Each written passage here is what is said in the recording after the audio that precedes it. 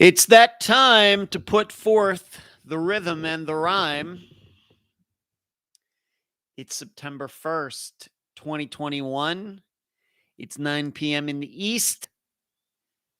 And that means it's time for a live show. Let me get that off there. I hope everybody's doing well.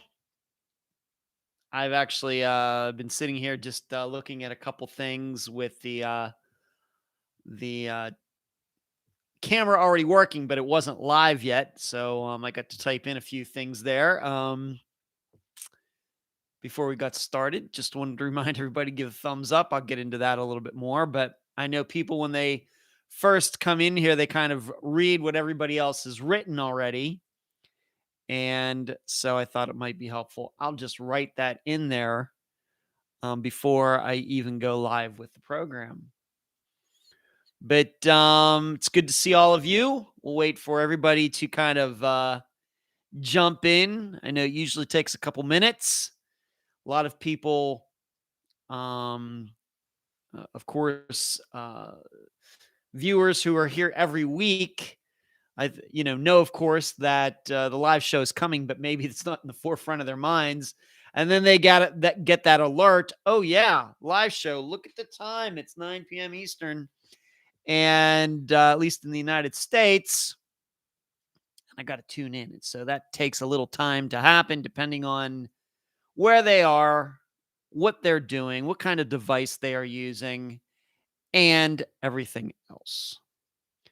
So that's what's been going on. Just waiting here a little bit. Who got in here first? Well, Linda got in here first from upstate New York. And then it was Karen and Kathy. Hello, Kathy. Jasmine. And what has been going on with me? It was a very ugly day here in Clearwater Beach, Florida. The area was covered by light green, dark green, yellow, red, orange all day. In fact, I think it is right now. Came in from the west very early this morning. I don't think it had anything to do with the hurricane, of course, that went up into Louisiana. But I could hear, like, when the weather comes in from the west, I can hear the wind hitting against the sliding glass doors on the west side of my condo. And being that, of course, this building is 35 years old, there's a few leaks and things, and you can get that little whistling going on here and there. And you can hear it whistling. And I just know when I hear that there's a really strong wind coming in from the west. And, yep, that's the way it was. And that's the way it was all day. I had nowhere to go. I did not have any plans to be outside or anything today. I did play doubles, though, yesterday over at Taylor. And so I was perfectly fine to let it do whatever it was going to do. And I was finishing up Friday's episode. I was calling some people, of course, putting this outline together for this live show tonight. And so I had more than enough things to do. This past weekend, let's see who else is in here, by the way. Hello, Marianne. Is that the Marianne that I met? Was it yesterday that I ran into down in the lobby? Is it that Marianne? Hello, Cherie, my assistant and the moderator of this discussion live show. Hello, Cherie. I hope you are doing well. She comes in with a hey, hey, hey. Well, hey, back to you, Cherie. And yeah, Cherie, is that they're telling you, Cherie, you see that they're telling you that they missed you. Yeah, you haven't been here for a couple weeks. I know that you have a lot of responsibilities with your real job.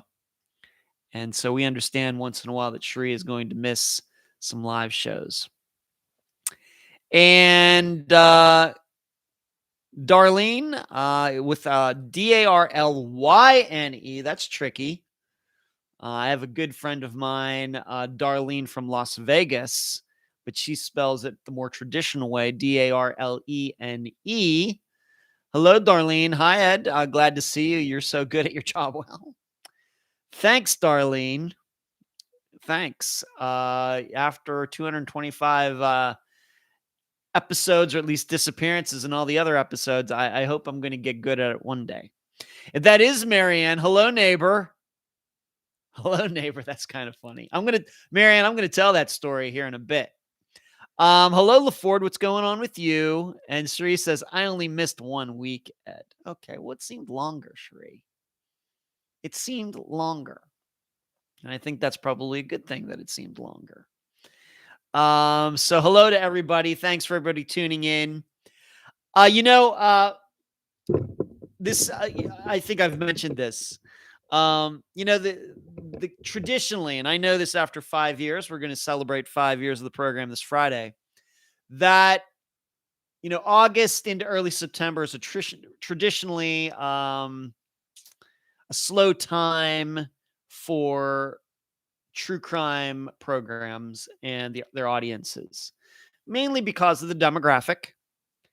It's 80% female. The demographic is also usually between the ages of 35 and 60. And that is not particular just to Unfound. That is the way it is. And probably if you pay attention to the advertising that is done on true crime shows on TV or other podcasts that actually have advertising, Unfound doesn't have any advertising, that you can probably tell, oh, that's the demographic and for this program. And so I know, like with this live show, I think even with the think tank on Sunday night, the viewership numbers are a little down, but this happens every year. I noticed this in August of 2017, August of 2018, 19, 20, and experiencing it again in 2021. That's fine. So we don't have many listeners this evening. That's totally fine. Spleen. Hello, Spleen. That's still one of the Spleen. You may have to explain. Maybe you've already done this, Spleen, but you may have to explain why that is your name. Does that rhyme? No, it doesn't.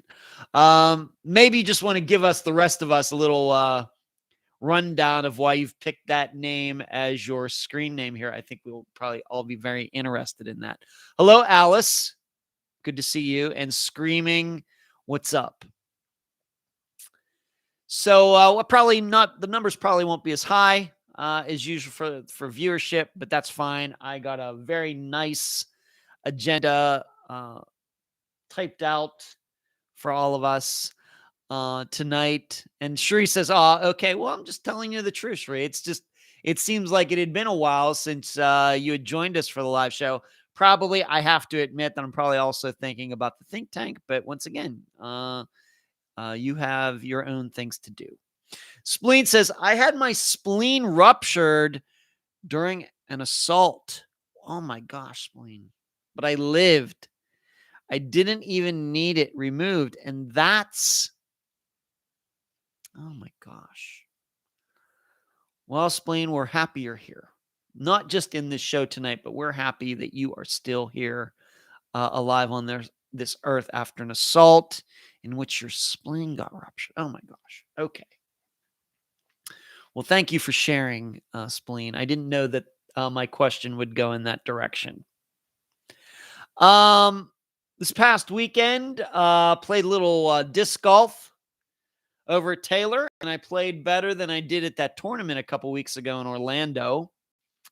Had the second to best score, but I think some other players also shot a 53. The best score was 52, which actually, given the club and everything, that's the best number is usually better than that. It's usually into the 40s. But the best score on Sunday was a 52. Then there were some of us with some 53s. Really should have shot better than that. I was actually 3 down at one time, so essentially a 51. And unfortunately, I went back to even and then went to 2 down and finished at 1 down. But given how I've played recently, I really can't complain. But then yesterday, I went and played doubles over at Taylor. There were like 29 guys there. It's random doubles, so that whoever your partner is going to be in doubles, you don't know who till you get there. And I ended up being paired with a 16-year-old. And that was very good because anyone who's under 18, or if you are a woman, they get to play from the short tees. So I got to play from the long tees. He got to play from the short tees, and he was not that bad of a player.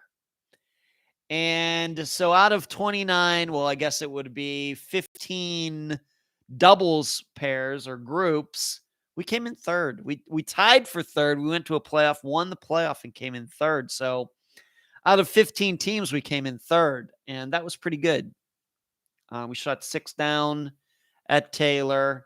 My partner, the 16-year-old, hit a couple of really, really nice putts for us.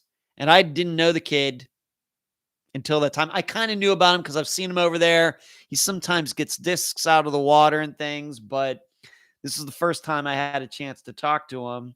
Nice kid. We got along great. And I thought that he was a great doubles partner. Maybe I'll get paired with him again. Anytime you can get paired with somebody who's going to play from the short tees, you got to take that. So it was all good. We ended up winning $20 for third place, and I don't need the money, so I just, we could have split it 10 and 10. I just did take it.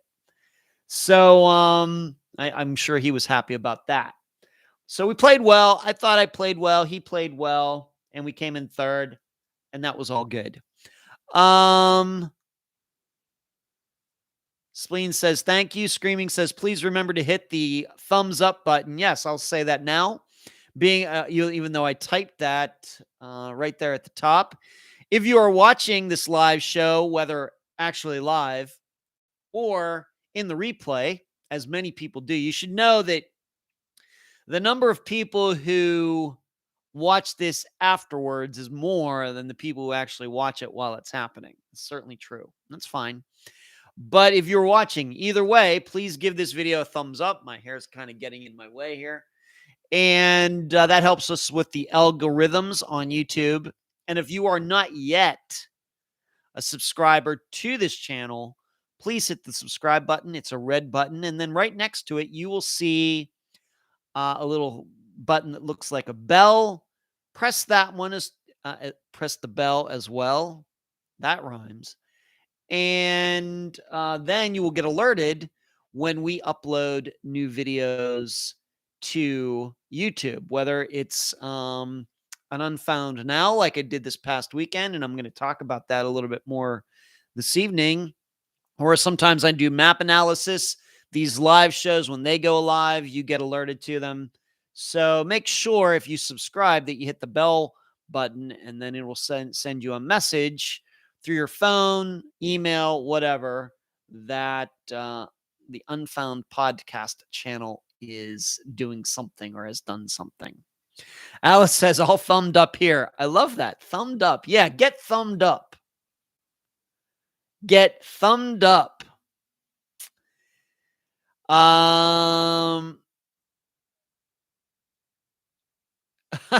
Karen says, Ed, love your show when it comes to Unfound or the interviews, but hearing how long your hair has grown or how much spending time with your dad and is better.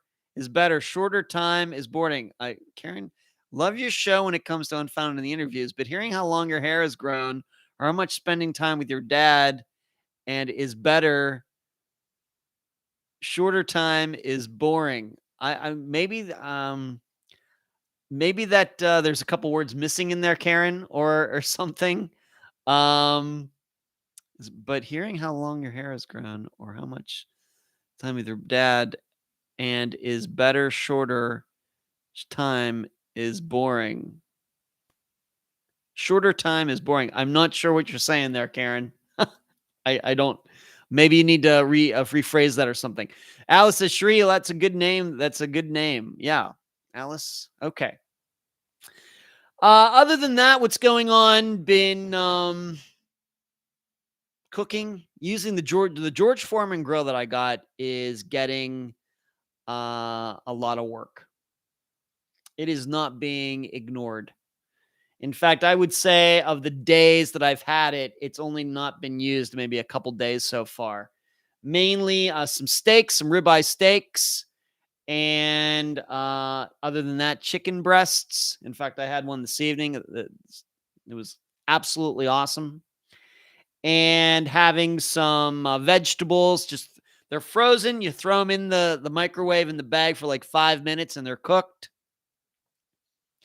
It's going well. So I think that I'm eating very well. And so we're broadening the horizons when it comes to my cooking. Uh, okay. Okay. I'll get to that in a second, Karen. Okay. But so I've branched out from cooking just chicken wings, which I'm still doing. I actually had chicken wings this past weekend. But I'm branching out. So I'm doing a little chicken wing action. And now I'm using the George Foreman grill with some steaks that I'm getting at Publix and just throwing them on there. And it cooks them very fast. Now it's not on the grill.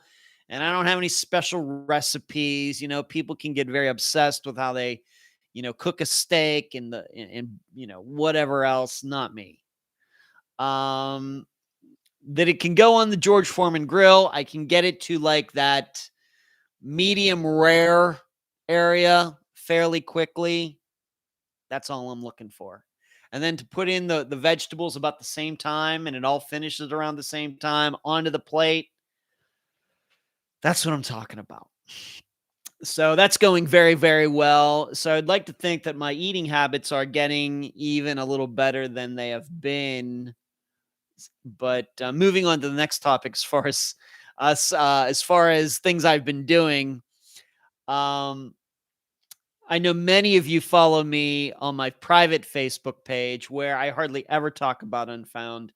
I try to, of course, Unfound is very, of course, serious topic. What we do on this program is very, very serious. Whereas I think you would find my private Facebook page, if you find me on there, to be kind of the opposite. I try to keep things light and funny. And I never talk about religion, politics, any controversial topics. I stay away from all of it. But what has got everybody's attention within the last few days is me posting about how almond milk sucks. And this is something that started last year, and I'm going to be going to see my doctor again in October. But last year, he had told me that, you should stop drinking regular cow milk, even though I love cow milk. And so back at the time, I switched over to almond milk.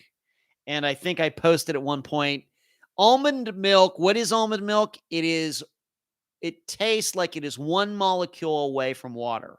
I think that's what I wrote at some time. And so I got away from it. And then in March, when I decided I needed to start losing some weight because I was up like to 190 pounds, I'm maintaining that 175 right in that area right now. So I've lost like 15 pounds, feeling spectacular, looking spectacular. But in doing that, I've had to go away from the cow milk again. And once again, almond milk is terrible. I don't know how people drink it. I've been drinking it, but it's with cereal and there's raspberries in it. But it really does feel like you're eating cereal with water poured on it. And so people have been giving me some alternatives, some other recommendations. And I know that I'm going to be trying those. I've gotten oat milk and some other things. And this is even supposed to be flavored almond milk, like with vanilla. It's just nasty. It's nasty. So there you go. Let's see what everybody's saying here. I'm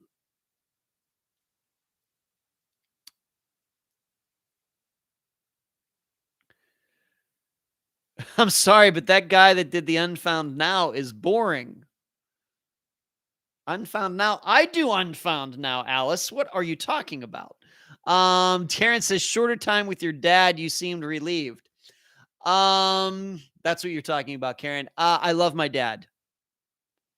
Um, but he stresses me out. He just does. I'll do what I can as his son, all of those things, but there are just certain things that go on in life that I have a different outlook, and it has nothing to do with worldview or politics or anything else. That yes, there's just some things that when we get together, I try to have a good time. I just try to keep things light, and that sometimes is difficult. Alice says, "Are you doing the keto diet, Ed?" Not really. I would not say I know what it is, but that was not my plan. I think it's just a little bit of a coincidence that I seem to be doing a lot of things in that. Alice, really, I was just looking at what are those things that most likely are to cause you to pack on weight, and it was sugar and carbs. And so that's just how it kind of went for me. And then limiting my calories of anything. Karen, yeah, George Foreman grills are good stuff, Ed. Yeah, and they're cheap. They're cheap. That was nice too. Linda says, "Why stop drinking milk?" Well, uh, it's a couple things put together, Linda, and I don't mind talking about my health and things. Um, First of all, it was his recommendation going back, and I'm not going to really question a doctor's recommendation. But also, Linda, what I am discovering just on my own without any doctor's help is that I go through periods where I am lactose intolerant. That, I can eat chocolate, for example, even though I know it's not supposed to with the sugar and everything, but I can eat chocolate. Then all of a sudden, I'll have a chocolate bar one time, and this goes back years, and it'll hit me like, oh my gosh, what is going on?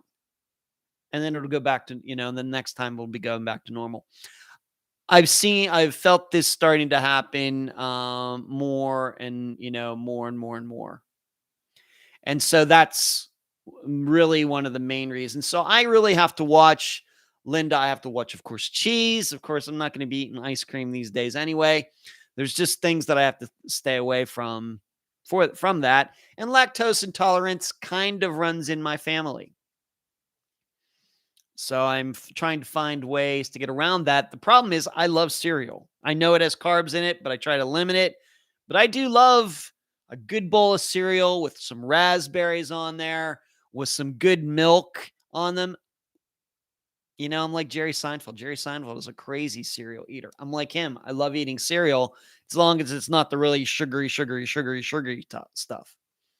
So I'm trying to avoid that stuff. And I know they make milk without lactose and everything, but I'm open to trying different things. It's just this almond milk thing is not working out.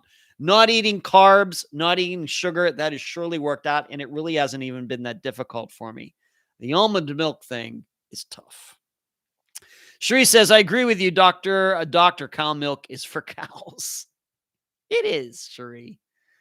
The wolf says, "Who knew almond had boobs?" I don't know what that means, but it sounds funny, the wolf.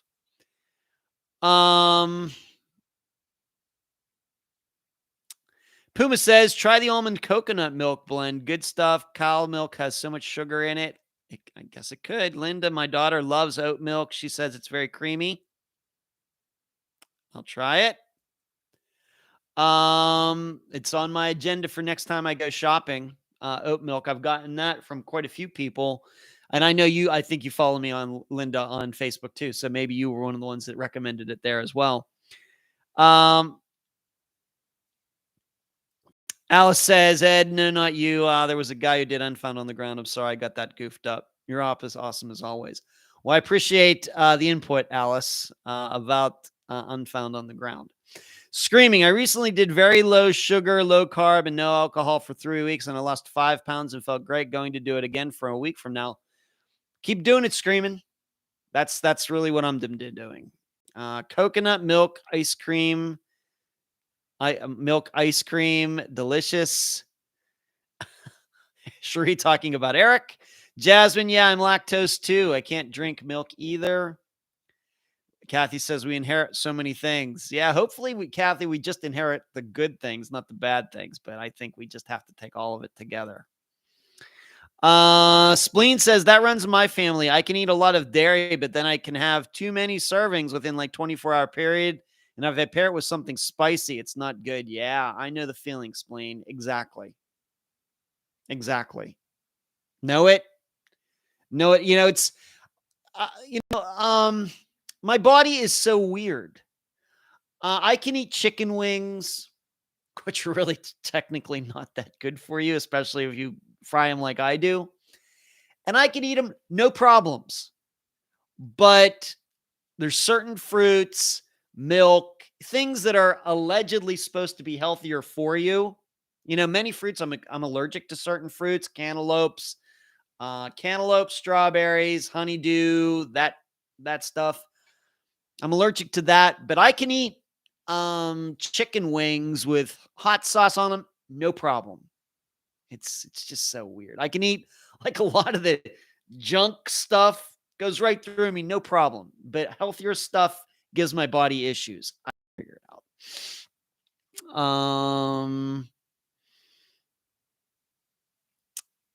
Alice says I'm lactose intolerant too. I take lactate pills. Yeah, I don't want to get into that, Alice. I'm just going to figure out a different way. I'm not going to do that. I'm just going to find a different way. Kristen, thank you. You are very, very generous, and maybe that's a good time to bring it up.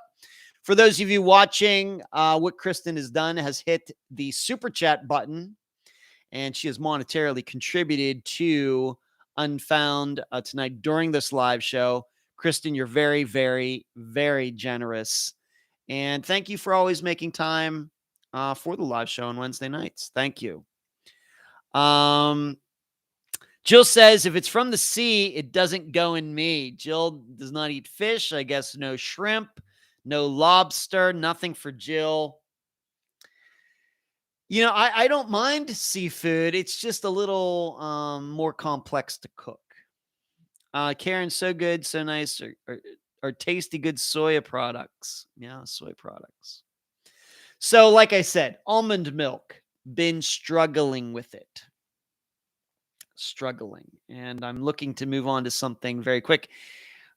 And, the problem is that I have, I'm almost done with is it 2 quarts? Is it a gallon? It can't be a gallon.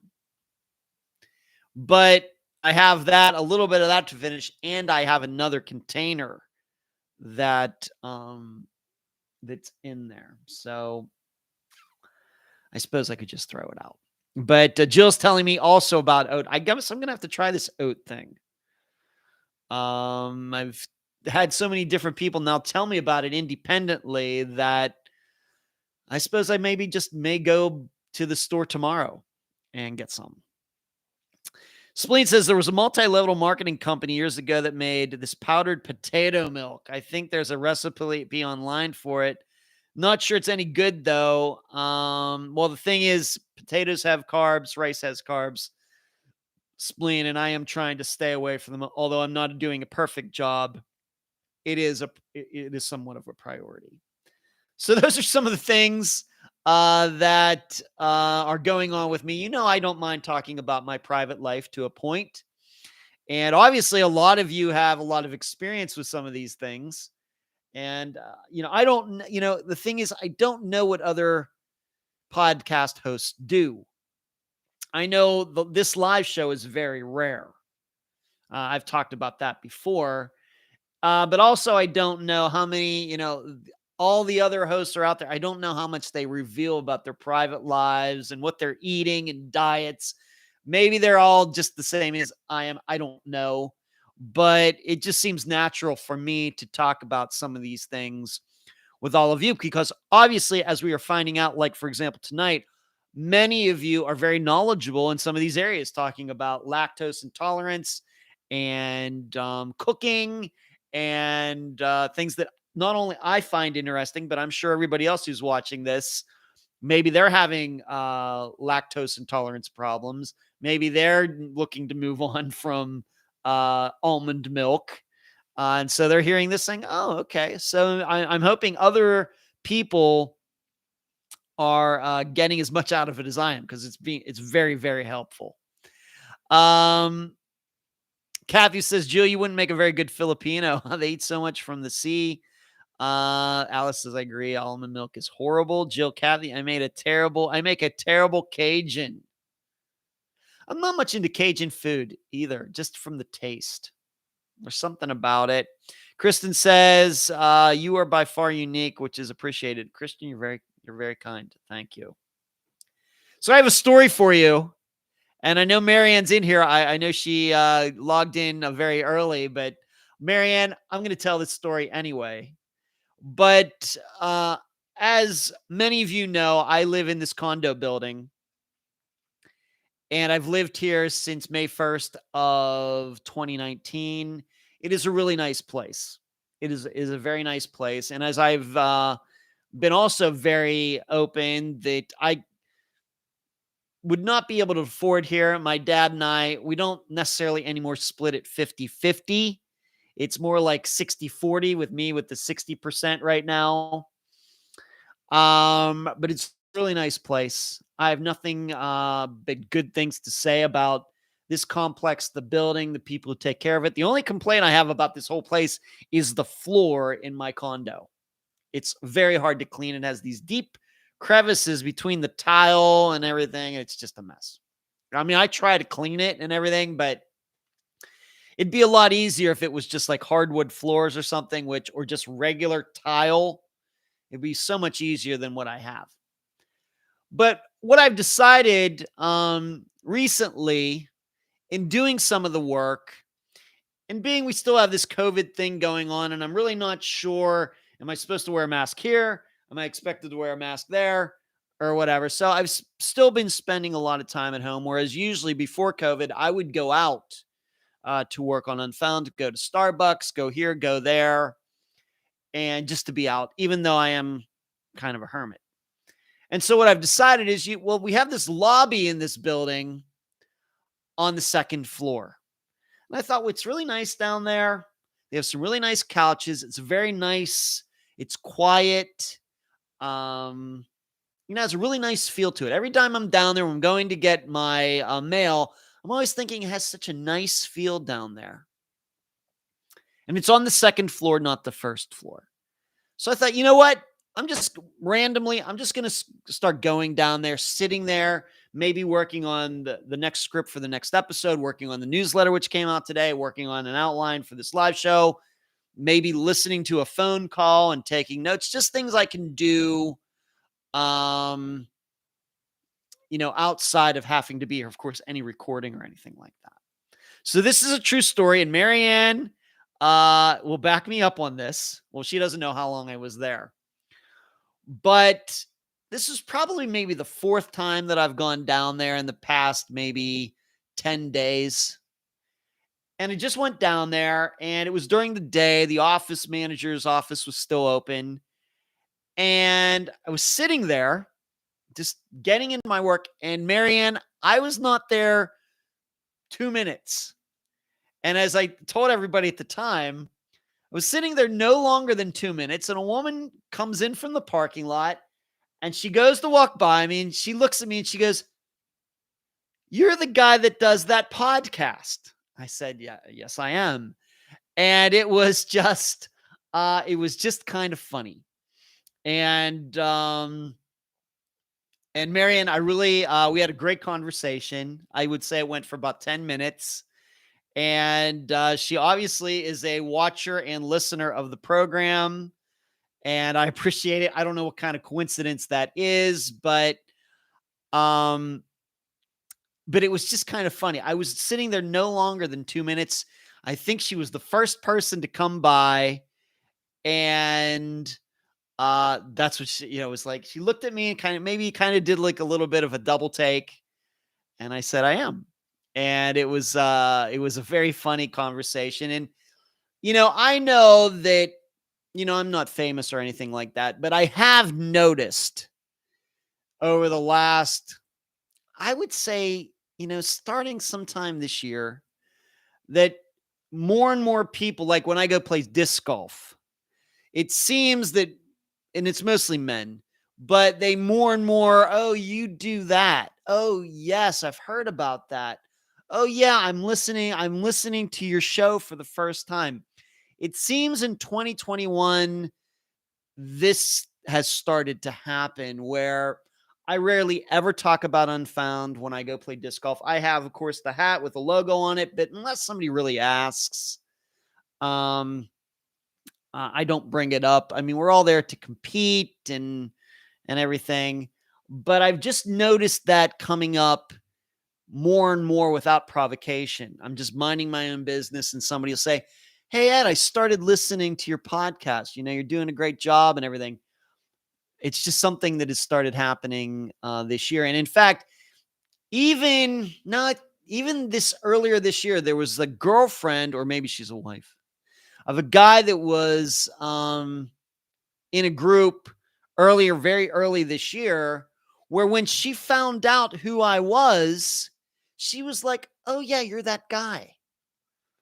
And still, of course, the program's now 5 years old, and you realize at some point, people, if they're into true crime or missing persons, disappearances, they're going to probably find you sooner or later. But still, to me, even 5 years in, it surprises me that people like know who I am, or they recognize me, or they know what I'm doing, even though I really don't talk about it that much in public.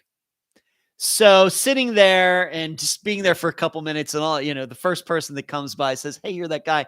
It was a very fun story. And I wanted to share it with all of you.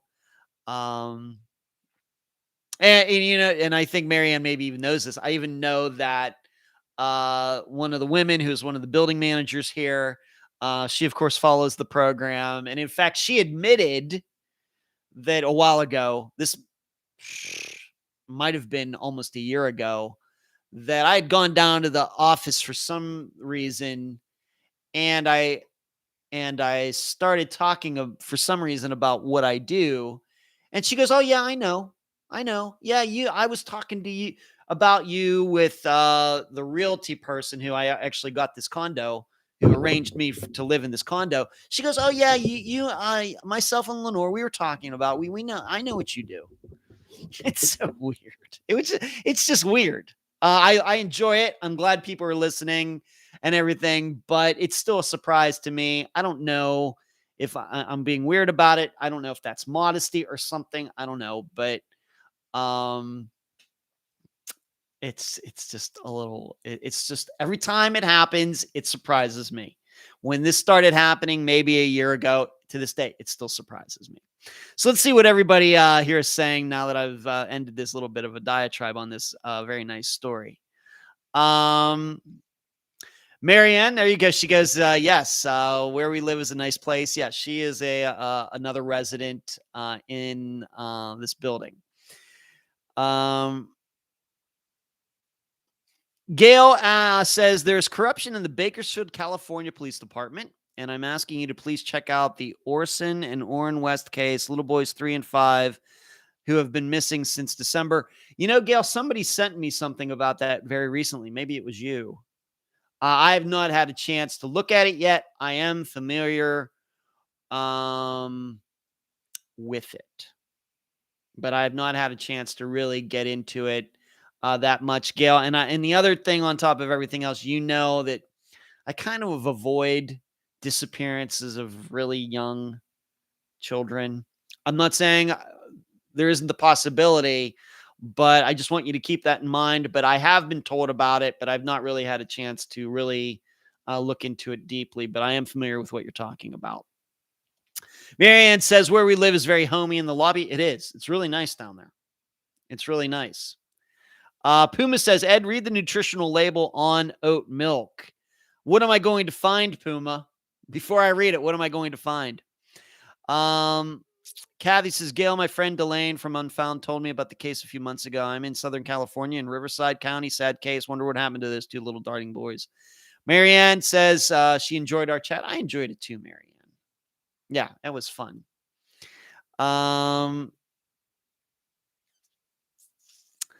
Yeah, we are very aware of Warren. Yeah, disappearances. Thank you for commenting on that, Sheree. Karen says, even if she was a one-time co-host, she's fantastic. Who are you talking about, Karen? I'll have to go up and I don't know who you're talking about, Karen. Kristen says, this is my typical question when I am here. The man that ended up on the ravine, was he ever identified? You're talking about Ronald McNutt? No, Kristen. And in fact, I would have loved for that to have been an update in the update episode last Friday. The answer is still no. It's crazy. It's very, very hard to understand. The only thing I can say, Kristen, is sometimes fires can make getting DNA very difficult. That's the only answer I have, other than just incompetence. They don't care.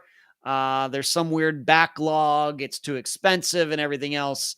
The only answer I have is it very well may be they've tried to get DNA off the remains found in that truck. They just most likely Ronald McNutt, and they just haven't been able to. I don't know. But that's a great question. And trust me, if there was an update on it, I would have mentioned it last Friday. I want to keep knowing about him too, because it is a little embarrassing how long this is taking. It's, I think, 5 years now.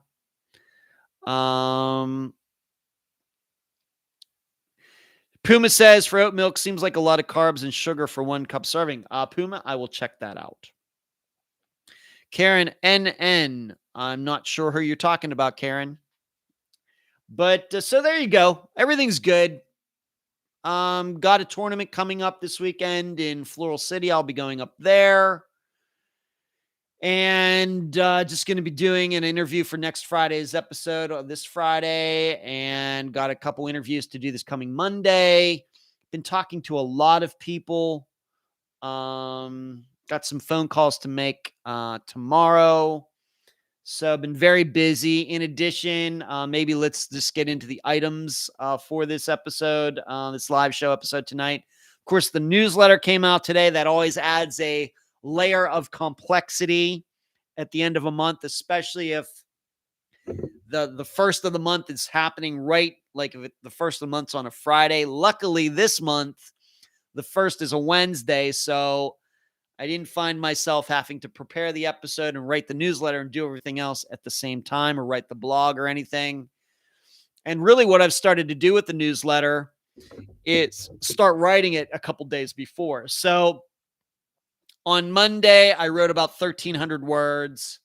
Yesterday, I wrote about 1,300 words. Today, this newsletter is a little shorter because of the update episode. Really, anything that, as far as an update nature, was included in the update episode. So kind of left that stuff out of the newsletter. So it's a little shorter this month, but still it's like 31 or 3,200 words. And so today I wrote another 600 words or something. And if you were on the email list, you should have gotten it because I sent it out earlier today. And of course, I will audio record it a week from now. And so then it will be on the website as well. But for people who are actually on the email list, they get it first. And then it's posted a week later, the audio version on the website. So if you are on the email list, you should have gotten it. If you're not on the email list, please send me an email at unfoundpodcast@gmail.com. And I think once you look at the newsletter, of course, I always start with the upcoming cases. You're going to see how many people, disappearances currently are in the process and somewhere in the line to be covered, phone calls, everything else. There's quite a few. Probably the most I've listed in a while. And then it probably is also a factor of really have not covered a new disappearance in a month because there were other things that I wanted to do. Of course, the in memoriam for Robbie Hurt. We revisited Flight 370, and then, of course, the update episode, and then this Friday, the 5th anniversary episode. But the email for the newsletter, it went out today, this afternoon, and please make sure you got it. It's a good one. Karen, Joyce, who lost her 2 daughters, Joyce Rivatuzo. Yeah, I don't know if Joyce is in here tonight, Karen. Sheree says if they can get DNA from 1% of remains, they should be able to do it for Ronald's. Sheree, I agree with you.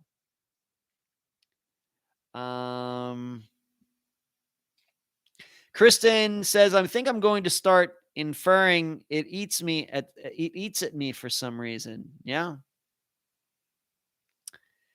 Yeah, something has to be done there. I haven't talked to his daughter Leslie in a little bit, although we follow each other on Facebook. Maybe it's time for another conversation with her. Kristen, I just don't want to overstep anyone, especially his family, but someone needs to push. Yeah. Yeah. Right. Kristen says check with family first, but some are so timid. I don't know if Leslie has had some of her own things going on medically, it seems. Once again, just from what I know from Facebook. I don't think I'm saying anything out of school here. So that might be a factor. But I mean, after 5 years, it does seem, like I said, a little unusual, a lot unusual. I mean, we've talked about like how long it took Andre Bowman's remains to be identified, how long it took Austin Peevo's remains to be identified, but that was 6 months. We thought that was long. And this is 5 years. So, I have to put that on my list of things to do. I think I'm going to have to do that. And Kristen, I appreciate you bringing it up. Thank you for the contribution, but thank you also for bringing that up. I think that puts it in the forefront of my mind that can something be done about that? Okay. Let's move on. By the way, I did not get any questions before tonight's program started. Let me just make sure. Maybe let me just look here just to make sure. Yeah. Yeah. So if you have any questions you'd like to ask me, of course, of a true crime variety, of course, Kristen just asked me one. Anything outside of true crime, now's the time to do it because I got no questions before tonight's episode. I have nothing in that section of my outline. So let's move on to this. There was no poll this week. I really didn't know what to I would not have known what to put in the poll this week, given that so many different there were so many different updates. But I did write in the blog, and the blog that I write is at patreon.com/Unfound Podcast. And you can read the blog that I write for just $2 a month. That's it, 50 cents a week. And I guarantee that for every episode that we cover, I write at least 3,000 words on it, having something to do with the case or some missing persons theory. And sometimes the blog can go as long as even 5,000 words. In fact, just recently within the last month, I know I wrote one that was about 5,000 words, but the minimum is 3,000 words. And what I did in there is this week I spoke about being a happy warrior, what I think it takes to do well in researching and reporting on missing persons cases. That was a main topic. It's a topic that's very close to me because I do think that I am a happy warrior. I've said many times since Unfound got started that this is what I feel I am supposed to do with my life. And that's why I get so excited about writing the blog, talking to people about theories, interviewing people, going to speak to a couple schools, of course, one in October and one in November, about missing persons and the problems with investigation, the way they are being investigated right now, all of that. That's always a great topic. I can talk about that forever. But also in the blog, I wrote about what I thought were the 3 biggest pieces of news that came out of the Unfound episode number 9. And of course, number 1 has to be Noah Davis's remains being found. That's always going to be number one. When remains are identified as a missing person, that update's always going to be number one. So that was, of course, a big deal.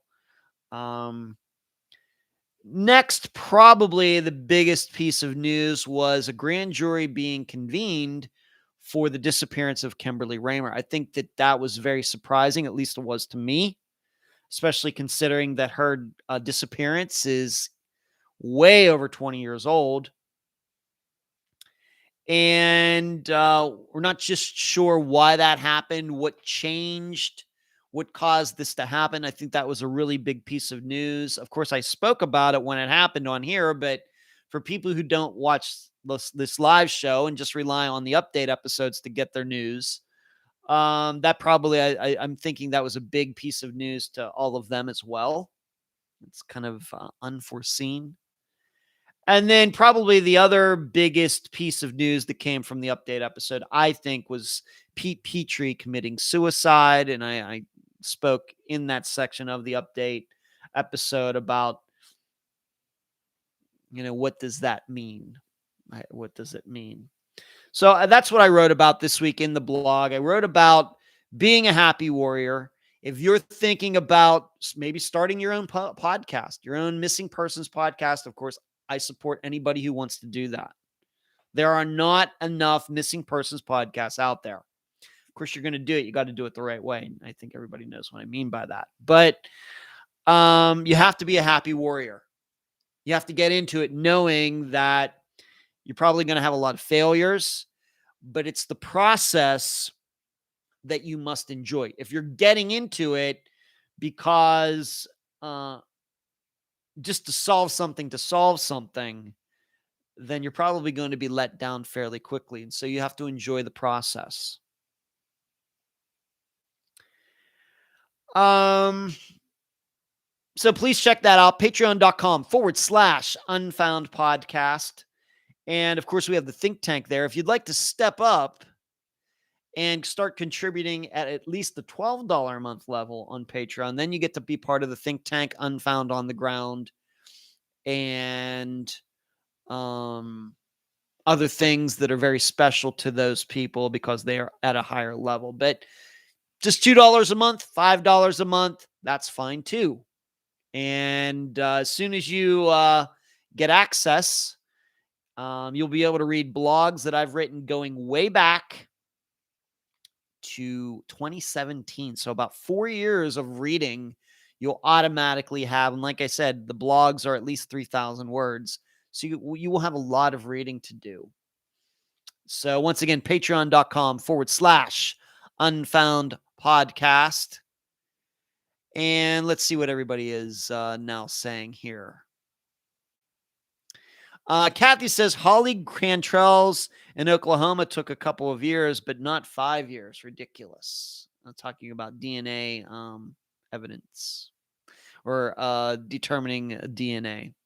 Karen says plus CDN exchange and fee for application. Kristen, once again, thank you. Can't thank you enough. Linda, any chance you could create a file on the Unfound Facebook page to put in all the newsletters going far as back as possible? Look at you, Linda, coming up with these great ideas. Sure, Linda, I can do that. That is a great idea. I will happily do that. I will put that on my list of things to do. No problem at all. What a great idea. See? Love it.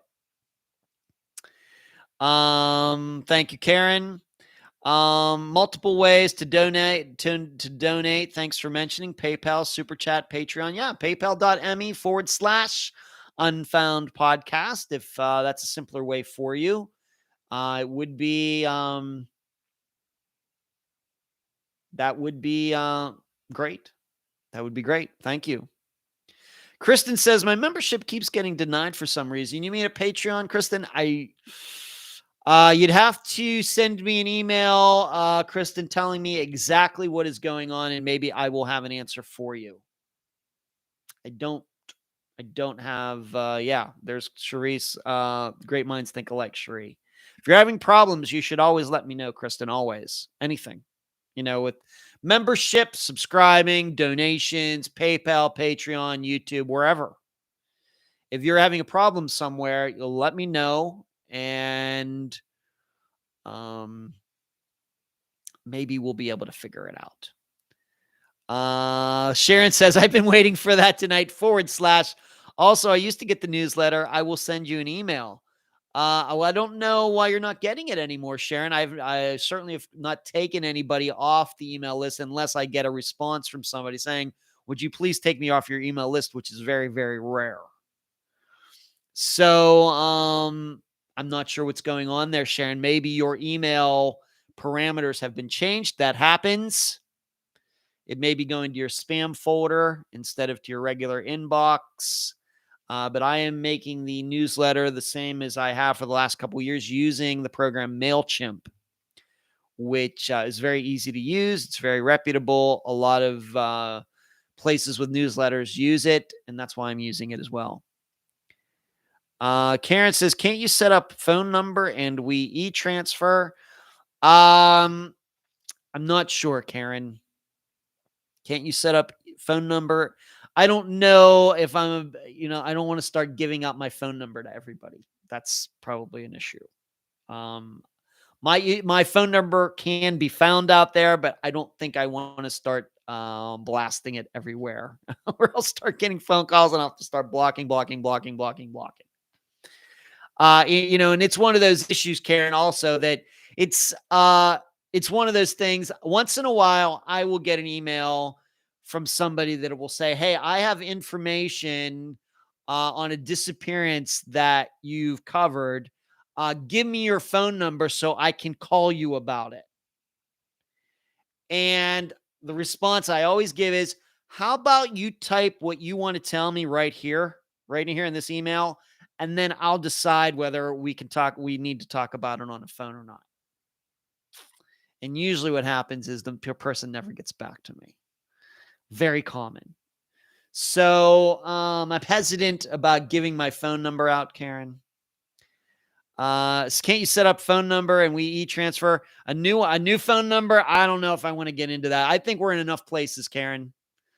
For as far as donations and Patreon and PayPal, I think that we are at our limit when it comes to that. Let's move on. Like I said, newsletter came out earlier today, and hopefully you got it. Hopefully. Moving on, tomorrow, of course, I got this wrong last week for some reason. Not her fault. I think it's my fault. And when she told me the reason about it, I was like, oh, yeah, that's right. We did decide to do that. I thought that the show was going to be last week, but it's tomorrow, September 2nd, which is my brother Brian's birthday tomorrow. It's also the tennis great Jimmy Connor's birthday tomorrow. But tomorrow night, 7 p.m. on her YouTube channel, Fischler College of Education and School of Criminal Justice. You know where we always are there. It will play live, so you will get to comment, ask questions. But Dr. Telesco and I will be getting together on her YouTube channel, 7 p.m. Eastern. The topic will be the anatomy of a missing persons case. So we're going to kind of get, I guess, the cliche would be back to basics. What is it? What is a missing persons case? What are the generalities of a missing persons case? So I'm going to be looking at the circumstances. We're going to talk about how people react to them, both from a family point of view, law enforcement point of view. And then we're going to also be talking about the aftermath. Once everything kind of dies down, what is left? So that is going to be the topic. Dr. Telesco suggested it. I loved it immediately. And so I put together an outline, and she approved it. And so we will be following that outline for tomorrow night's discussion. Thank you for posting that, Cherie. Yes, youtube.com/C/Fischler College. Thank you, Cherie, for posting that link. Everybody mark that on your calendars. And in fact, just subscribe to their channel. They do a lot of good work there on that channel.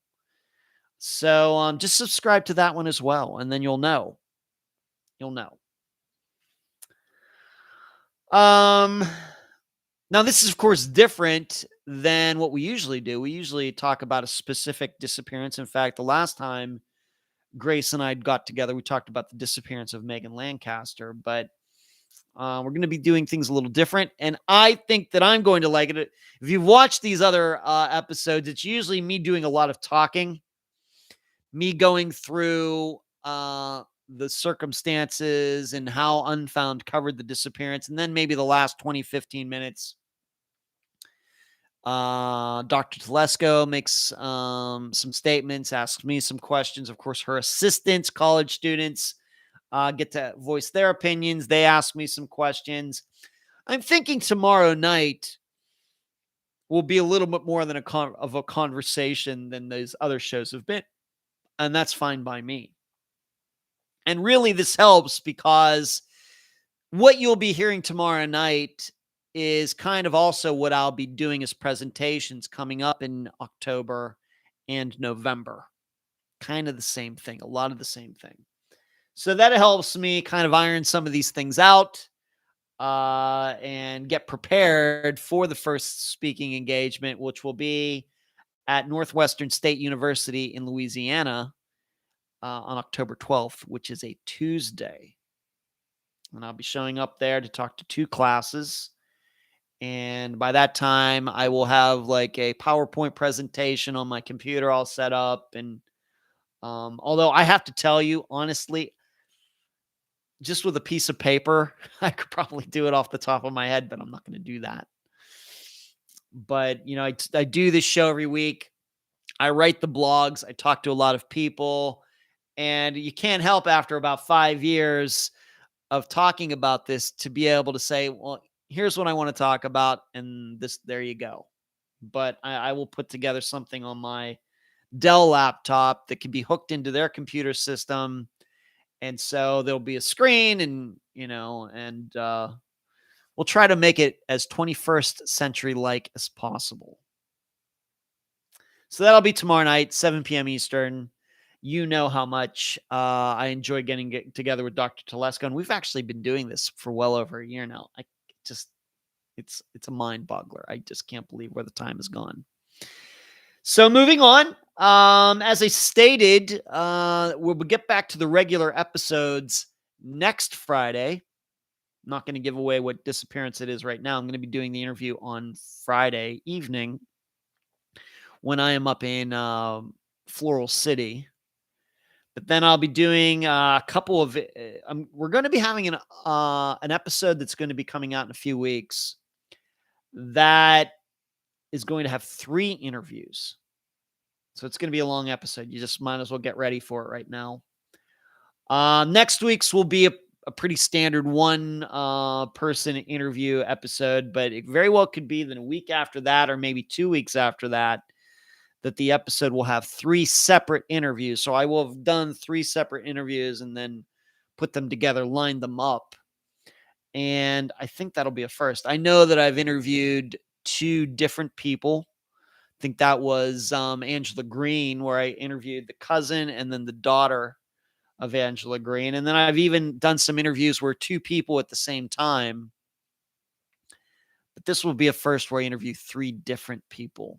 I'm really looking forward to it.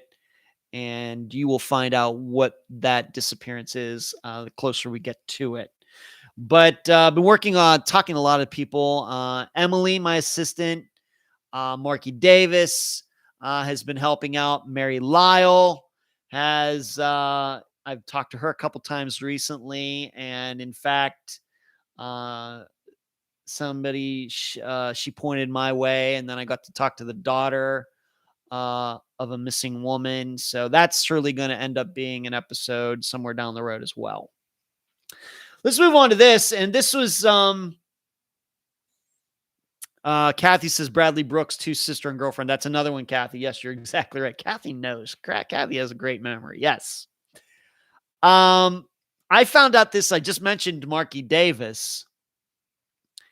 But she had posted in the discussion group that Unfound is going to be featured on Amazon for a week. And I think this is supposed to start on Friday. That was news to me. And in fact, when I saw that she posted it, I was like, how would she know that? Why would she know that? I'd have not heard anything about it. Why would she know about it? Why wouldn't I know about it? And I know Marky very well, going back to when she was the guest for the Jeremy Burt episode. And Marky, especially here in 2021, has been very instrumental in sending some family members to Unfound. But she had gotten an email from, I think it was my podcast host, Podomatic, and she is a subscriber there. And in this email, it said that 5 of their podcasts that are hosted by Podomatic are going to be specially featured on Amazon starting September 3rd, which, like I said, is this Friday, and that will go for a week to next Friday. News to me. But it's kind of weird that this is popping up, because just within like the last week or two, I've had a couple people say that, Ed, when you read in the episode where you can find Unfound, you really need to start mentioning Audible. I was like, yeah, you're right. Well, of course, Audible and Amazon are like the same thing. And so people are telling me to talk about Audible, and then out of nowhere, I'm finding that Amazon Unfound, along with some other podcasts that are hosted by Podomatic, will be specially featured. What that means, I don't know. I don't know if there's, did they change them I guess they must change them every week. I don't know what they do to publicize them. Maybe it's just simply a page there or something. I don't know. But they've not sent me anything. Podomatic hasn't even sent me anything. And in fact, I probably should message them and ask them about this. So be looking for that starting this Friday. I don't know what it'll do for the program. If I check the numbers, I usually don't check the numbers, but if I check the numbers, am I going to see an increase? I don't know. I'll let you know. But if there's some link, if there is some page on Amazon or elsewhere that shows this, I will surely post it in the group and on the page on Twitter, on the website, and everywhere else. The unfoundpodcast.com, by the way. By the way, do not forget, as you are watching here tonight, to give this video the thumbs up. Do not forget to do that as you are watching. Yes, drove down the street.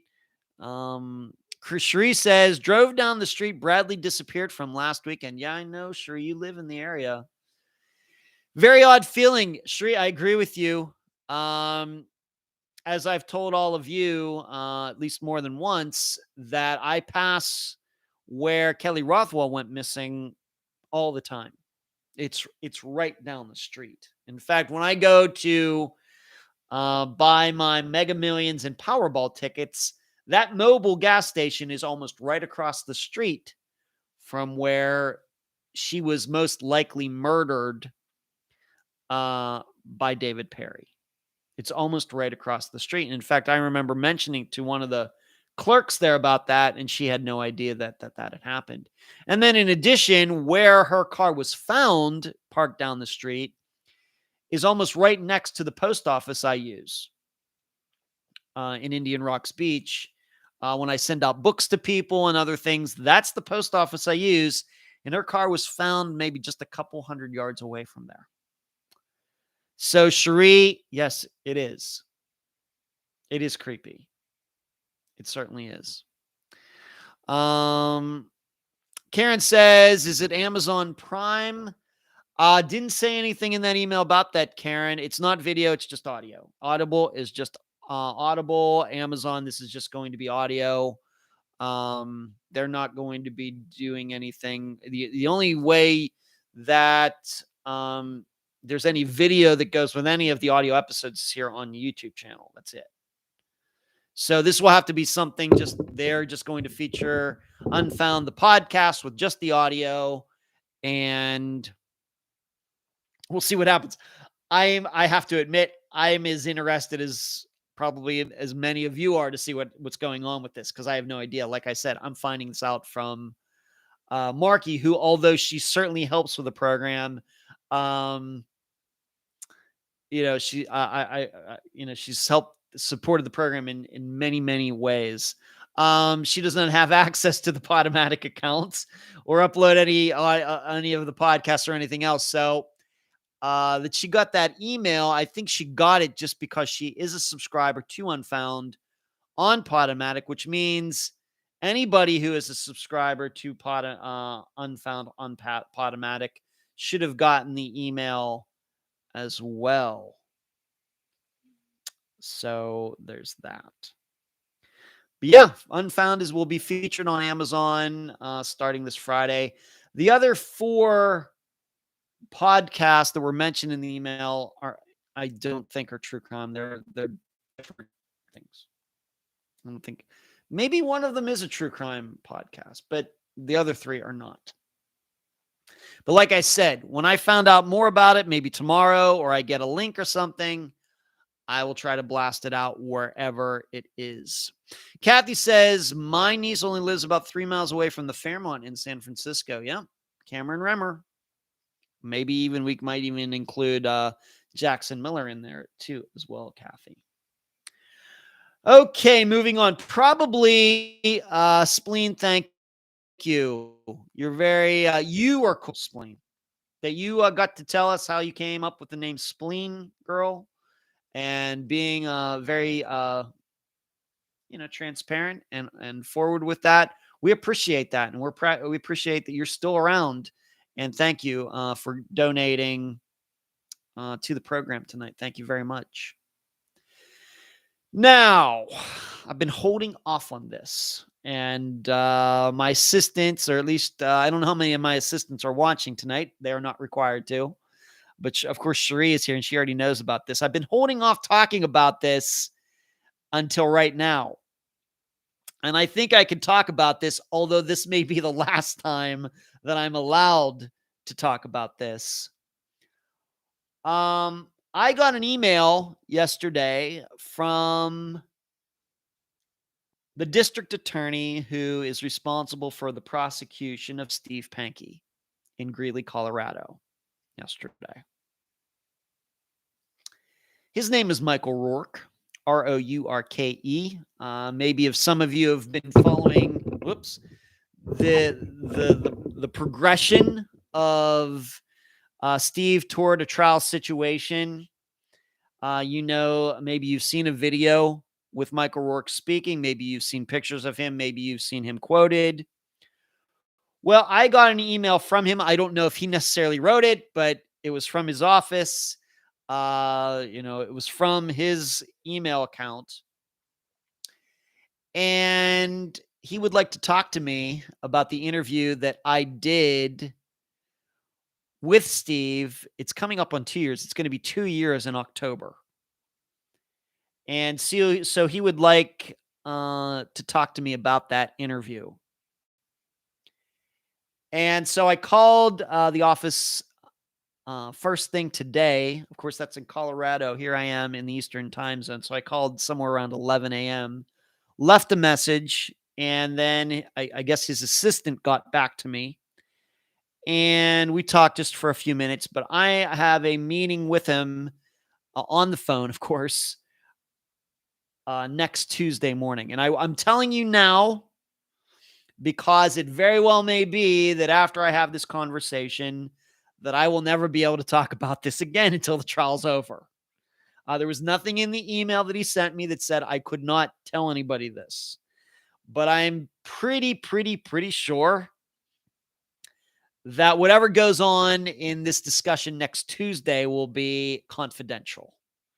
And if Michael Rourke is watching this video, or anybody else in the prosecutor's office is watching this video, or his assistant is watching this video, or whatever else, I want all of you to know that I will honor my word, and that I'm talking about it now. But after Tuesday, if it is understood that this is supposed to be all under wraps, because you are preparing your case, and there are things that we talk about in there that that are confidential, that won't come out to the trial or whatever else. You have my word. I will not be telling anybody about it. Not my assistants, not my family, not anybody. Okay. Because, I'm not here to mess anybody's work up. I don't like people messing my work up. And so I'm not going to mess anybody else's work up. Okay. I want this trial to happen. Whatever happens, happens. I can't say that I have a rooting interest either way. Of course, if he did kill Janelle Matthews, he should go away for as long as the law in Colorado will say. Maybe they have the death penalty in Colorado. Whatever that is, I can live with that. On the other hand, if the DA's office doesn't make its case and Steve walks, then we're just going to have to live with that too. I have no rooting interest necessarily, but I'm not here to get in the way of everything. I'm here to help. I know in the past, for example, with the Dallas Braden disappearance that we covered a couple years ago, that I covered sometime in 2019, when an investigator from that DA's office heard that I had done the interview with Dallas's mother. And then I talked to this Scotty guy who some may think is responsible for their disappearances. When the investigator asked if he could, have the information that I had, I got it to him as soon as possible. Now, I did talk about it on here, but he never said, don't talk about this. But as soon as he said he wanted the information, I got it to him as quickly as I could. I'm not here to, I don't know how other reporters would act or anything, but I'm here to help. And, but that is the big news. And I also can mention in the email that he sent me that we may talk about the idea of me going to Colorado and testifying in the trial. That was in the email. Just something was there. That doesn't mean it's going to happen. But he did say that, that was part of the email. So that's going to happen next Tuesday. So if it seems that after next Tuesday that I don't mention Steve Pankey very much, even if the trial, is gearing up and everything else, that might be the reason. On the other hand, it may be nothing. I don't know. All the email says is he wants to talk to me about the interview I did with Steve. And I can just say, and I think I've told all of you this already, everything that Steve and I talked about Janelle's disappearance and death, and now we know murder, is in that interview. There is nothing that was withheld from that. Nothing. And it is the only time that I ever spoke to Steve on the phone. We had some email correspondence, of course, before I interviewed him several times, but it was mainly him sending me stuff. It really wasn't a lot of what I would call conversation, back and forth, back and forth, back and forth, back and forth. But he wanted to give his side. As my assistants know, I talked to them about it. What do you think? They thought, yeah, I absolutely have to do it. I set the ground rules, made the interview outline. I asked him every question I could conceivably think of regarding himself, Janelle, everything that was going on at the time, everything that happened since. And that's really it. There's nothing that got withheld. There was nothing that Steve ever said to me, well, we can't talk about this. That never happened. The only thing I will say is that Steve, I know in other interviews before the one I did with him, he wanted to talk about his sexuality and, stuff that he did in the 1970s and all these things. And I just wasn't interested in that. And as we all know, Steve has diarrhea of the mouth. So we avoided that because that's just really not my concern. My concern is, why he has been a suspect all this time, why police have talked to him, what exactly happened, what he says happened. That's mainly what we talked about. And so we avoided some of the things that might have been included in other interviews that he did. But surely when it comes to the issue of Janelle's murder, I talked to him more about that than anybody else. So, the trial is supposed to start, I've heard, on October 6th. So, little more than a month away. And by the time that I get to talk to these people, I'm guessing Michael Rourke will not be the only person on this phone call, I'm guessing. Probably be recorded. We'll have about a month to go at that point. But like I said, it was contained in the email that maybe I will go out there and testify. Of course, then that means the defense will get a shot at me. And that will be interesting too. Because as Sheree knows, and I've been very open with this, is that if you just listen to the interview that I did with Steve, I think you could come away with the idea that he did not kill Janelle. And I've been very vocal about that, even on, not just privately, but on here. And, and I've said, and being that I'm going to get to talk to Michael Rourke next week, I've said, well, if they're going to prosecute him, I hope they have more than what the public knows. And it seems they may. We'll just have to see. But it just seems very thin. And but there could be DNA evidence that we don't know about that was recovered from Janelle. But what are the odds of that after 35 years or whatever it was? Was there DNA left behind in the house? I guess those things. The only thing I will say is that, as I stated in the update episode on Friday, and this, once again, this just happened since Friday, or I would have mentioned this in the update episode. There may be a way to tie up the connection between the chorus concert that was held at that bank last night and Steve. I don't know if it's true or not, but that certainly would be something, because the big issue is if Steve did it, how did he end up on that street that night? How did it just happen that Janelle was home by herself? On and on and on. So, and this is always a problem. I don't care if it's, a straight out murder where the victim is right there. At the time, it doesn't take 35 years to find the victim, or some more complex set of circumstances that if you can't put that person on that street at that time, it's going to be tough. It's going to be tough. But like I said, there might have been some information that I now know that might be able to do that, but I don't know if it's factual. So what are some people saying? Hello, Sweetberry. I'm sorry, not strawberry. Sweetberry.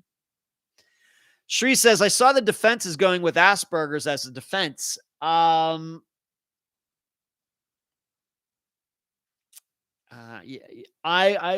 no medical professional, but it seemed to me that Steve Pankey, whether he killed Janelle Matthews or not, certainly has something going on. I mean, he's a weird cat. And I'm not saying, I'm not saying it's Asperger's. I would never call somebody with that. But I don't know if he necessarily has any diagnosable actual mental issue or syndrome or whatever you want to call it. I would just dismiss it at this point because I've never been told. There's no scientific proof that he has any medical condition. He's just a weird cat. He just likes to talk.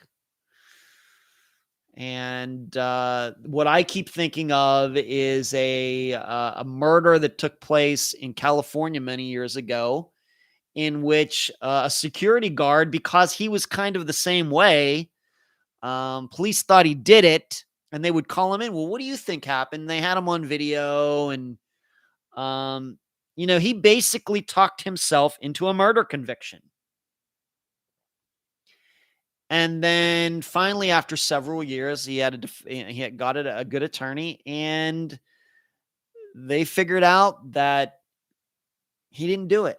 Now, the real murderer has not been caught yet. In fact, if you want to look this up, there was an episode, what was it, of Dateline or 48 Hours or whatever. It was called Girl in the Blue Mustang.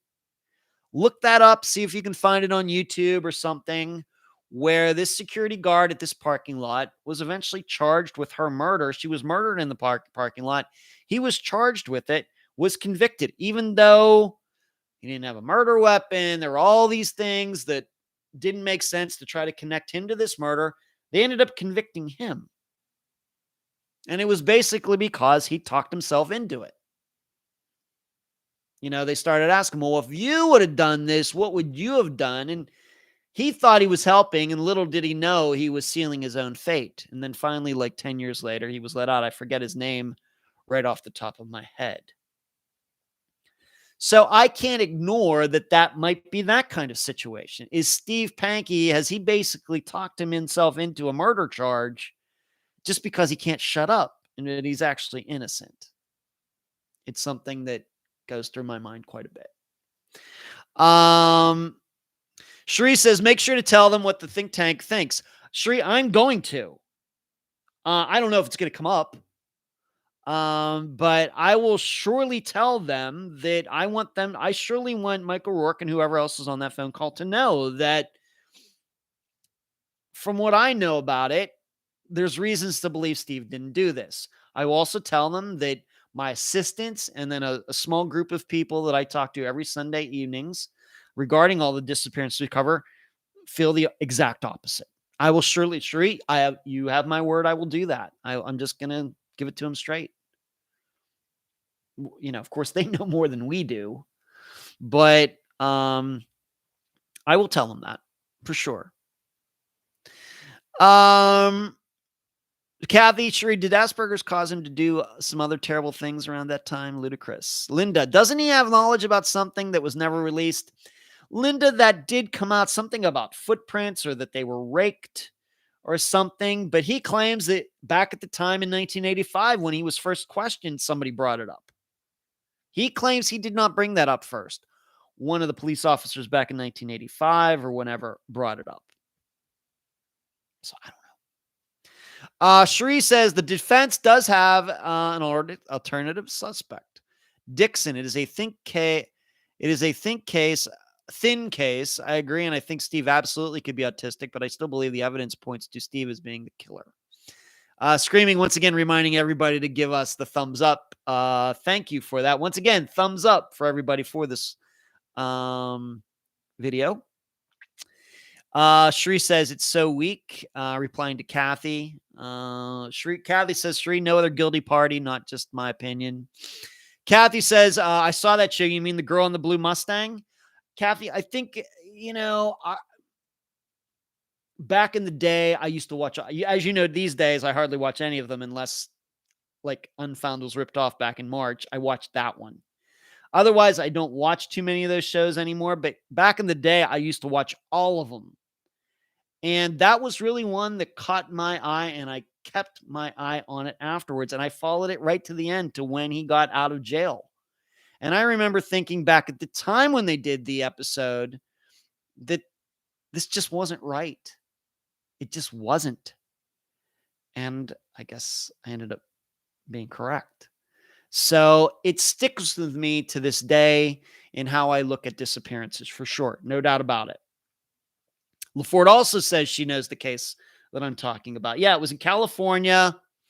She had gone with a friend of hers to be an extra in a Kid Rock video, the one ba with a ba, bang, a bang, did.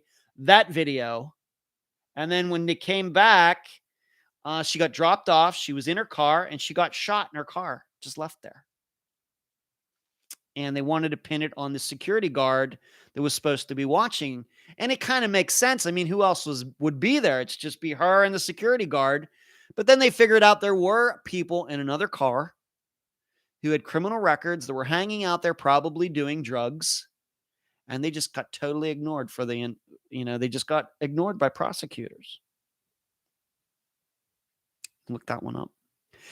Shree says, what I keep thinking about is when Steve wanted to join a new church and the preacher / pastor / priest asked him if he had any confessions, and he said he had information about a missing girl. It's certainly something, Shree, but once again, is this like, what was the John Mark Carl, whatever his name was, for John Benet Ramsey? He claimed he killed John Benet Ramsey, and it turned out I don't think he was even in the same country. He wasn't even, I don't think, even in the United States when it happened. I don't know. Shree, as you know, we've talked about this over and over. I think you've made a lot of strong points. You have. Absolutely. Shree says, who commit real sins would not be worried about something that they had heard from a third party years before they got real sins. Raymond Jennings, Linda, thank you for looking it up. Raymond Jennings was the security guard's name who, he was trying to be helpful. Cops kept asking him all these questions, and they started, only a guy who committed this murder would come up with these thoughts. And they ended up being charged and thrown in jail for 10 years. And then, one of these Innocent Project lawyers started working on it. And a judge said, you know what? You're right. This was wrong. And now Raymond Jennings is a free man. Girl in the blue Mustang. Thank you, Linda. Kathy says, Shree, it's such a great point, but so much more circumstantial evidence. But will it be enough? Shree, not really, Kathy, but that's when I knew. All we can, as far as Steve Pankey goes, we just have to have, if he is guilty and if he did kill Janelle, however he ended up on that street, however he ended up getting her out of the house, however it happened to be that she was the only one home, however, just got to hope that there's solid evidence that he did it and that they're not going to rely on what Steve himself has said over the years. Just going to have to rely on that. So yeah, next Tuesday, like I said, if I suppose next Wednesday, I will of course acknowledge that the meeting happened. But other than that, I would not have very high expectations about what else I can say. Okay, so I'm just going to tell you right now. Maybe, and this may be totally overblown. He may say, you know what? Do what you're going to do. I doubt it, but you never know. But I'm just warning you beforehand because there will not be another live show before next Tuesday. So that's some big news. Am I surprised? Am I surprised I got that email? Yeah, I am. I would have thought that being that Steve was charged however long ago, and that interview has been out there for almost 2 years, and that Unfound was actually featured on 48 Hours back in March and everything, I would have thought that I would have gotten an email like something like this a while ago. At this point, being a month out, I was like, well, that certainly has passed. I was wrong. That just shows you how much I know about this stuff. So, but I will be honest. I will be as transparent as possible, as humanly possible. And, but I tell you now, I'm not going to shade anything one way or the other. It's just going to be, here's what Steve and I talked about. Here's the conversations that I've had with my assistants. And there's probably some other things that I can tell them that I can't tell all of you, even to this point, because there's just some promises that I've made. But I will certainly have to tell them. Shree says, super cool that you interviewed him, though. I would say that was a good call because you really went out of the box on that decision and might have helped make or break a murder case. Pretty cool, Ed. Shree, and I have the assistants to thank on that. because I'm not making that up. When this was presented to me in like August of 2019, I wasn't sure what I was going to do. And it seems he contacted many people about doing interviews, and most of them turned him down. So my assistants convinced me to go a different direction, and here we are. Here we are. The bizarre part, and this might even come up in the conversation next week, is Steve, even though he's a weird cat, he's certainly not the weirdest person I ever talked to. Kimberly Kessler's mother was the weirdest person I talked to. Now, that was totally by accident. And I don't know if I really have time to get into that, but I've talked about it here before. Kimberly Kessler, of course, suspect in a murder or disappearance, presumed murder of a woman in Jacksonville. Well, what happened was, when I was still doing work with the Trib in Pittsburgh, Kimberly Kessler was a missing person from Butler, Pennsylvania, where my dad lives. And I thought, well, let's see if we can maybe do a news story on her. And I ended up tracking down the phone number to her mother. And I called her up, left a message. She called me back, and it all went downhill from there. Easily the most bizarre conversation I've had in Unfound's history. And this would have been in like April of 2018. But at the time, I didn't know, is this woman just weird? And she actually ended up hanging up on me after about 20 minutes. I thought I had convinced her that I was real. I was really a reporter. I do a program and everything. By the time the end, she was saying, aren't who you say you are. You're just trying to get information. I don't believe you. She hung up. Now, consider at the time, Kimberly Kessler was still missing from Pennsylvania. About 3 weeks later, Kimberly Kessler pops up in the news as being coming out of nowhere, as being the murder of this woman over in Jacksonville. 3 weeks after I talked to her mother. She was missing. She went missing. Maybe, of course, you have to consider the idea that she was murdered, from Butler, Pennsylvania. Here she was living under an assumed name in Jacksonville. 3 weeks after I talked to her mother, she surely killed this coworker at this beauty salon. And I have to admit, to this day, I think those two things are connected somehow. Me talking to her mother, and then what happened 3 weeks later. Either that, it's just the wildest coincidence ever, because Kimberly Kessler had been missing, according to NamUs, I think for about, at that point, 14 years. Nobody had heard from her anywhere.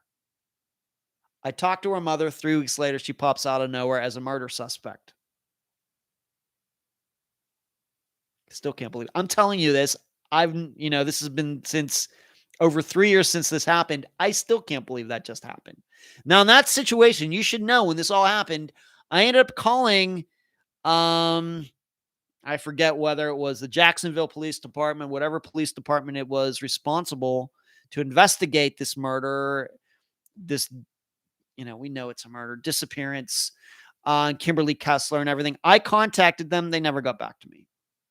I told them that I had spoken to her mother for a totally different reason, and they never got back to me. I've convinced myself after, I've thought this for a while, that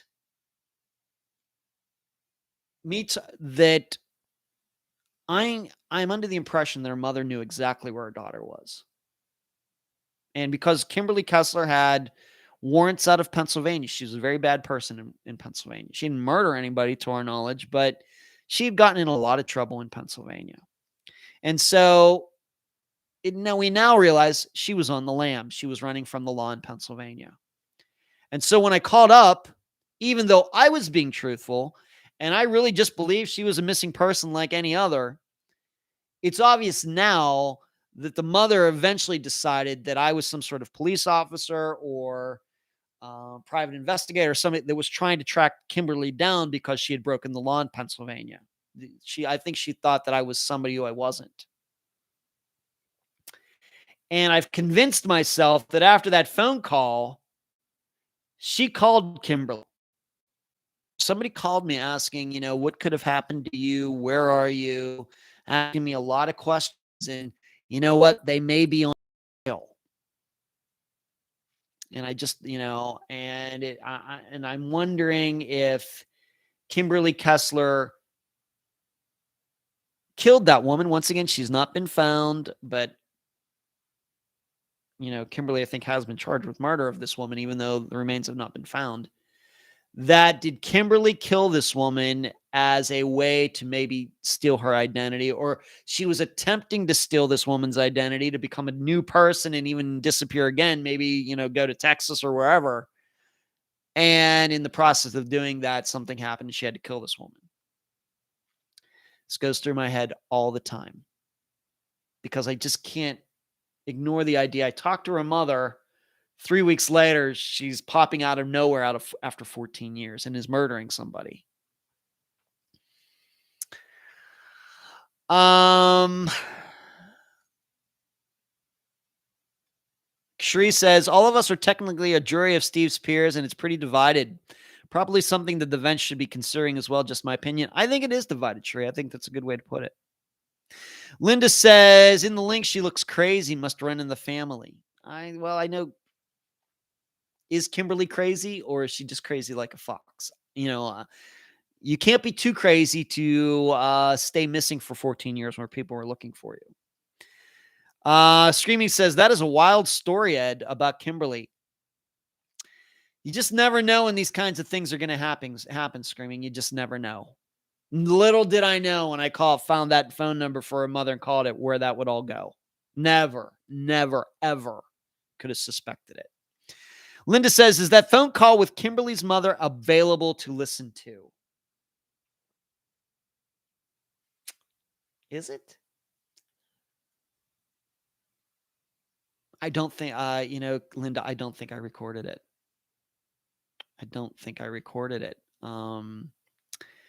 The way I do things, Linda, is that because Florida is a two-party state, I must ask for permission before, I can press to record on the apps the way I used to at least do it. And that conversation went so weird, so fast. I never had a chance to ask her if the conversation could be recorded, so I never recorded it. That's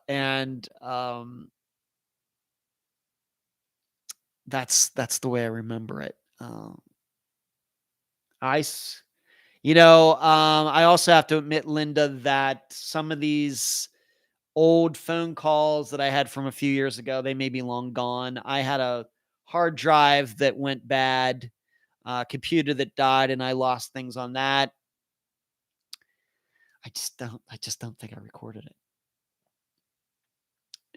I just don't think. So, Linda says, Kimberly's going to be on trial for murder. Yeah, that's true. So there you go.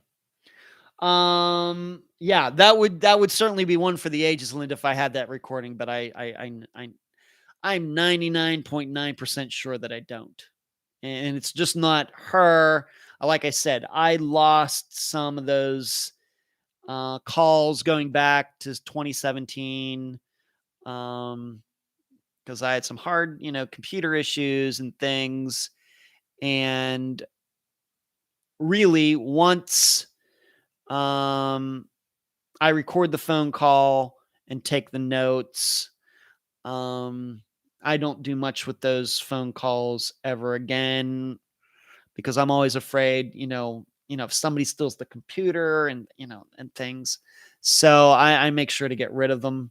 Now, the way I record phone calls these days is different. So they are all saved and I get permission and all that. But back then, I used different phone apps and some of them would crap out and not reliable and everything. So I just don't think so. Like I said, the way I remember it is the phone call got crazy, so fast that there's no way she was ever going to give me permission to record it. So I didn't. All right. We got like 15 minutes here. I know I talked about Toby Anderson on Friday's episode, but I just can tell you more and more. I think just since Friday, new information, more and more, it looks like the search for Toby Anderson is coming to an end. That's all I really can say right now. There's not been an official word put out and all of that, but I think it's officially coming to an end. And I have to admit, this is once again one of those weird things that this is a disappearance that has existed for 35 years. Unfound covers the disappearance just 2 months ago, 3 months ago. And then there's breaking news right after that. I'm not saying Unfound covered it, but it's just weird sometimes how this works. When that is going to be official, I don't know. But it does more and more, even like I said, since the Friday episode, more evidence that the search for Toby Anderson is coming to an end and that he is not with us anymore. So that's really all I can say. One more thing before we get to this Friday's episode, and that is that I posted the link. Season 2, Volume 3 of the Unfound book series is out. I posted that link, and I've been told by my book guy that the transcriptions are already done for Season 2, Volume 4. So I have to get on my horse to do my part now to make sure that book comes together. There's a lot of information I have to still get to him that he can put it all together. So Season 2, Volume 3 in ebook and print edition form. Please go to Amazon and check that out. We now have 9 books out. Very excited about that. And we got all sorts of stuff going on Amazon. The books and now being featured there starting on Friday. Who would have thunk it? But Season 2, Volume 4, you should know will be starting the cases of 2018. So Aaron Barnard, Jeremy Burt, Nikki Wells, Marina Bolter, Mandy Stokes, Brian Sullivan, those disappearances of early 2018, those will be in the next book. Jill says, Zach says, Ed, you go hard. Jill, is Zach your significant other? Or is that one of your children, Jill? And I'd like to know what that means by I go hard. I know that's a compliment, but what are those qualities that make it seem or make it look like I go hard? That would be interesting for me to know. I'm going to take that as a compliment because I know it is, but thank you for the comment, Zach. Thank you. And Linda says, don't forget the reviews when it comes to the books. Absolutely, Linda. Thank you.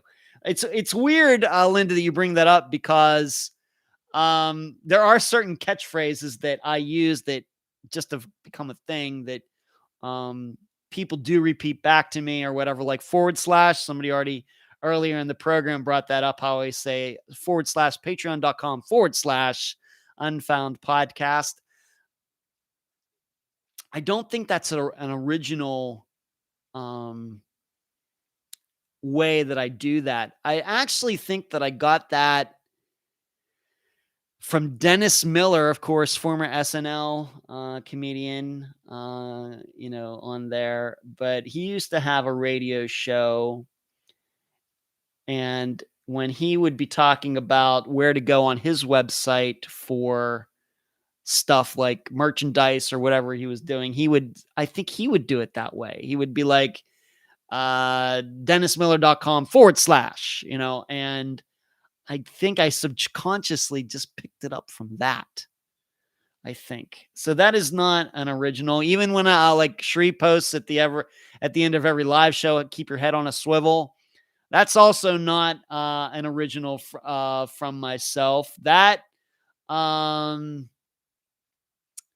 actually I think came from football when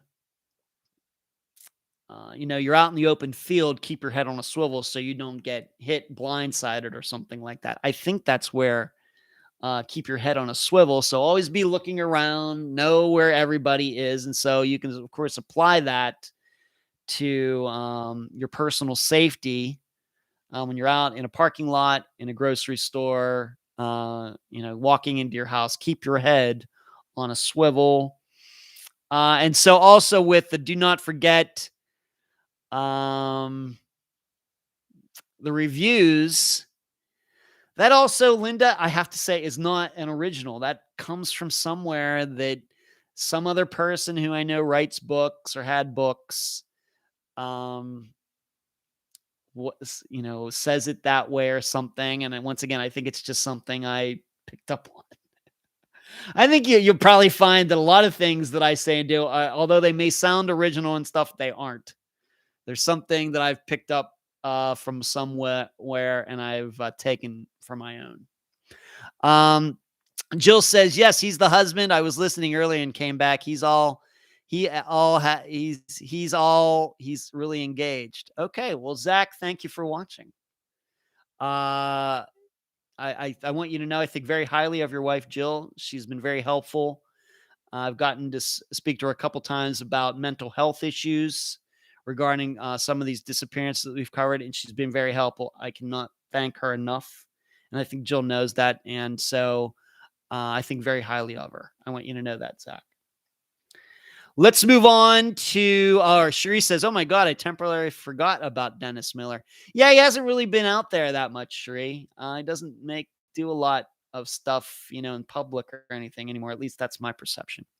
He's certainly not as out there as it seems like Dana Carvey is still all over the place, and like Martin Short, but Dennis, I don't know what he's doing. Linda, I think you should do a survey of what phrase people remember most about you. I don't know if we want to get into that, Linda. Jill says, we'll do a bingo card of Edisms, like idioms, but more Ed. Or you could play like a drinking game.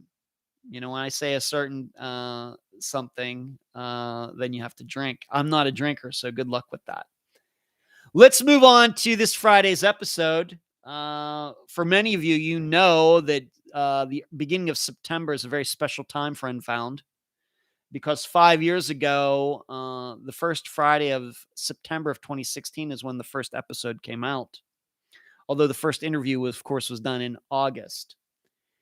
And we never want to forget where we came from.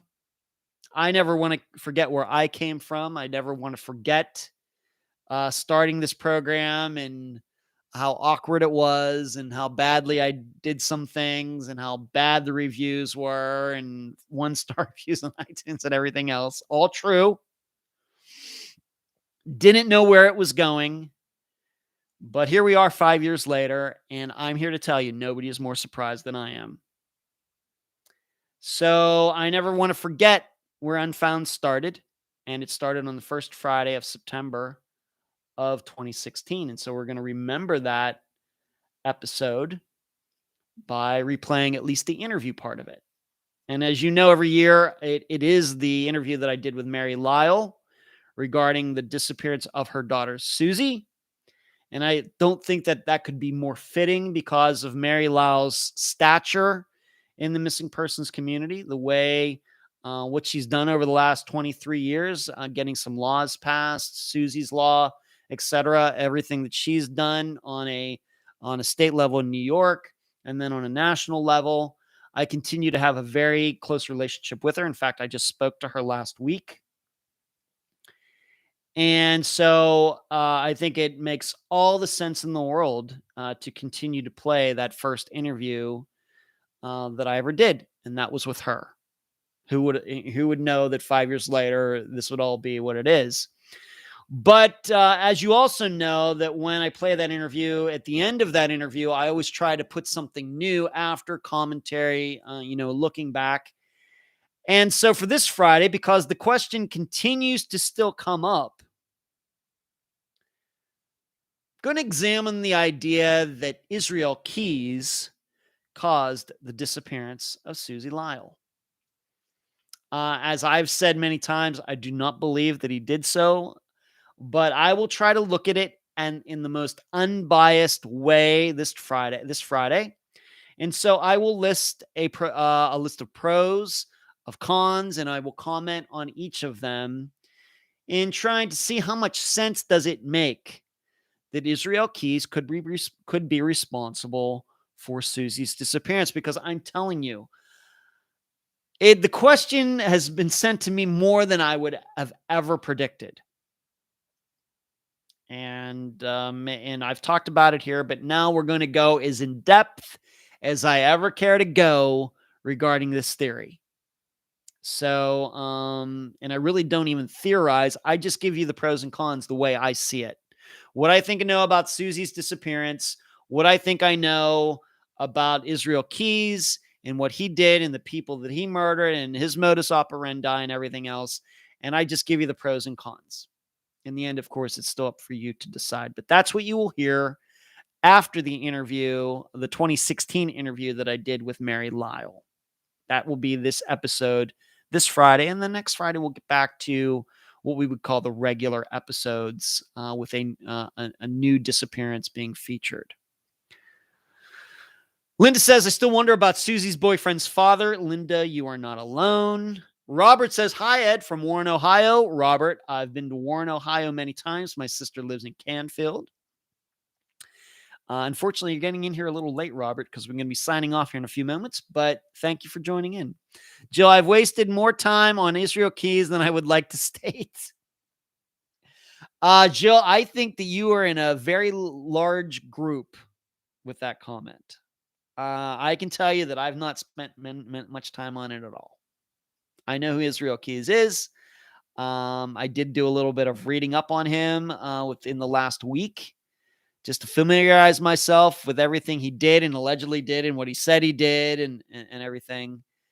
And I will give the best pros and cons, positives and negatives as I can at the end of Friday's episode. Well, that's all I got.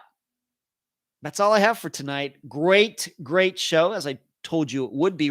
Do not forget to give this live show a thumbs up. So what do we do tonight? Talked a little bit about disc golf this weekend. I'll be in Floral City, which is about an hour and a half, hour and 40 minutes north of here. One of my favorite courses. I'm playing decently well. We'll see if that can continue this weekend. Been cooking a lot of steak and chicken with vegetables, the George Foreman grill. Almond milk sucks. Been maintaining a good weight, looking good, feeling good. Yes, this is Pantene in my hair, and I think my hair is looking spectacular for you Pantene haters. The story about a neighbor of mine who recognized me. There was no poll this week. The newsletter came out today. Dr. Telesco tomorrow. Regular episodes next Friday. Last Unfound on the Ground was last night, or the most recent one was last night. Going to be featured on Amazon starting this Friday for a week. Steve Pankey, Toby Anderson. Season 2, Volume 3 is out. Season 2, Volume 4 is on the way. And then finished up with what Friday's episode will be.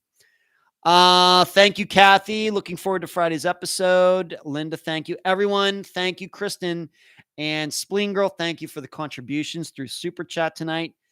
Deeply, deeply appreciated. Thank you. Shree is saying, you all be safe. Keep your head on a swivel. Enjoyed it. Thanks to everyone that commented, liked, and participated. Thank you for moderating, Shree. And Jasmine says, have a great week, everyone. That's all I got. Be safe out there. You'll hear me on Friday. Good night.